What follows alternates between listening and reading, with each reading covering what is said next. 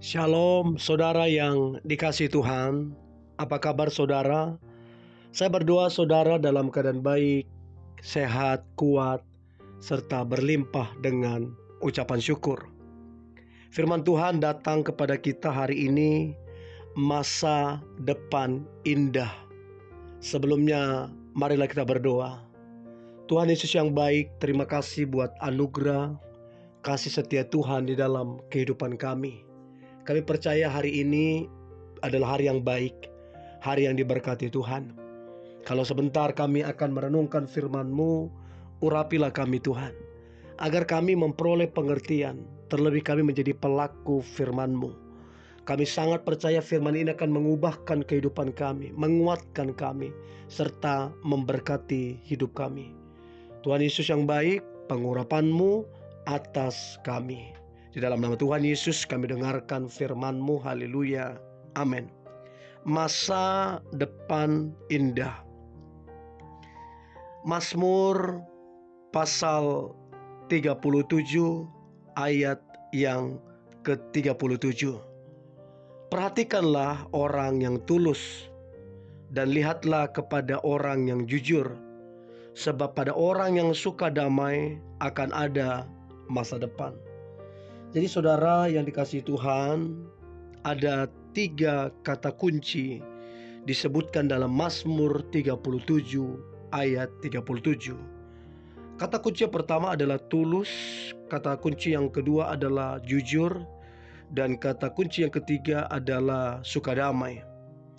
Saudara, bagaimana caranya untuk kita ini mencapai masa depan yang indah?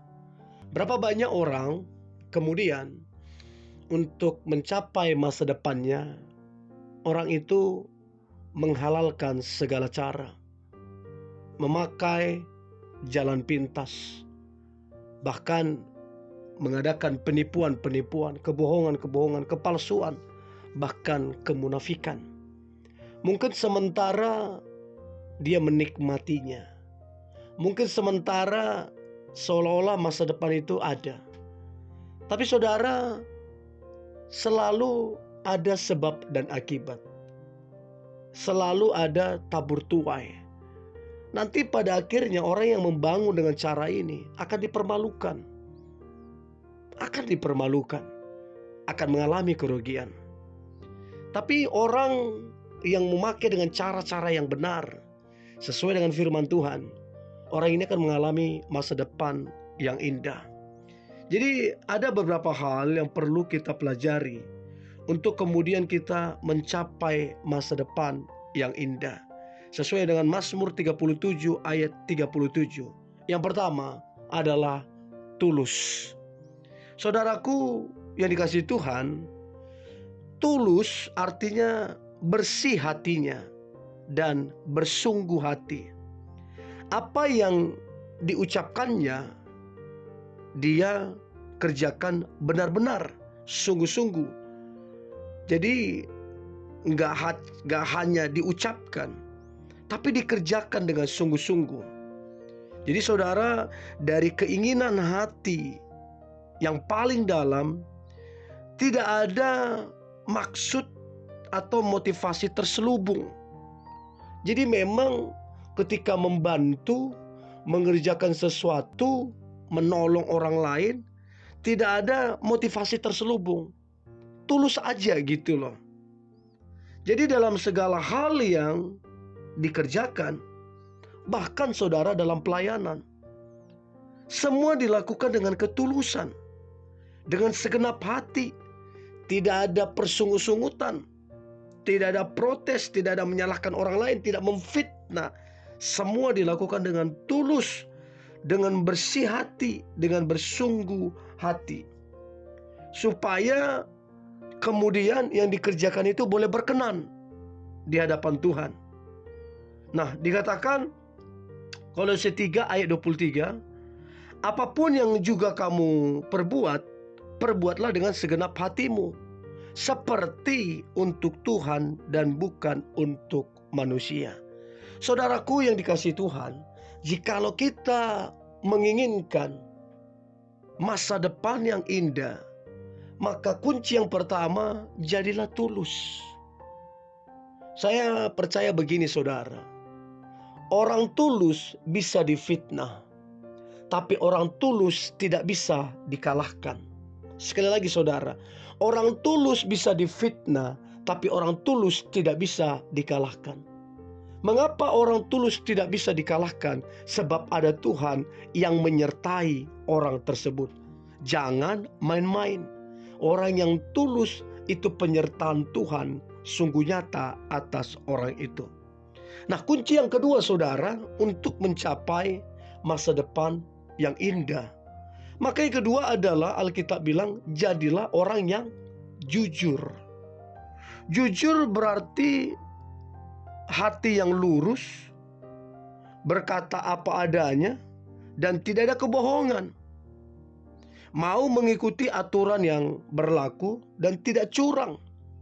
Tulus ikhlas dan tidak munafik.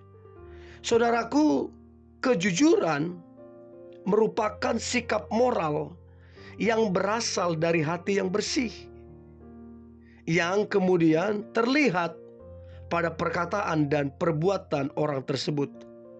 Dimanapun berada, marilah kita menjadi orang yang kemudian hidupnya jujur. Supaya apa saudara? Supaya saudara dan saya menikmati masa depan yang indah.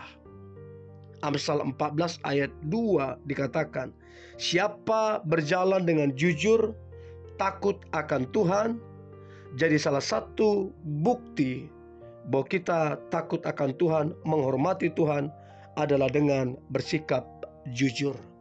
Saudara, kalau saudara berkata takut akan Tuhan, saudara bilang menjauhi kejahatan, maka harusnya saudara hidupnya jujur. Saudara, jujur itu menjadi berat, menjadi sulit ketika hati kita nggak lurus kepada Tuhan. Kita sulit untuk jujur apabila hati kita tercemar, tidak sungguh-sungguh di dalam Tuhan. Tapi kalau kita sungguh-sungguh di dalam Tuhan, kita tegak lurus dengan Tuhan, maka kejujuran harusnya hal yang biasa, bukan yang bagaimana. Itu hal yang biasa dilakukan orang yang takut akan Tuhan, yang tegak lurus dengan Tuhan. Nah, pertanyaannya saudara, apakah kita hidup dalam kejujuran? Sehingga Tuhan merancangkan masa depan yang indah untuk saudara dan saya. Hidup jujur itu sebuah keharusan, bukan pilihan. Lalu kemudian yang terakhir saudara, kunci untuk masa depan yang indah. Maka firman Tuhan berkata, suka damai.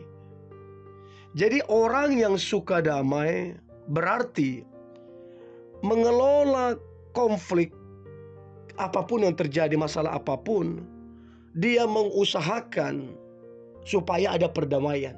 Jadi kalau ada masalah, kesalahpahaman, segala macam, maka orang yang suka damai akan mengusahakan perdamaian. Gak suka keributan gitu loh. Dia cari kedamaian. Orang yang suka damai adalah orang yang tidak pernah mencari masalah, tidak pernah mencari keributan ataupun pertentangan. Melainkan orang yang suka damai menyelesaikan masalah dan menciptakan sebuah kedamaian. Matius 5 ayat 9, berbahagialah orang yang membawa damai, karena mereka akan disebut anak-anak Allah.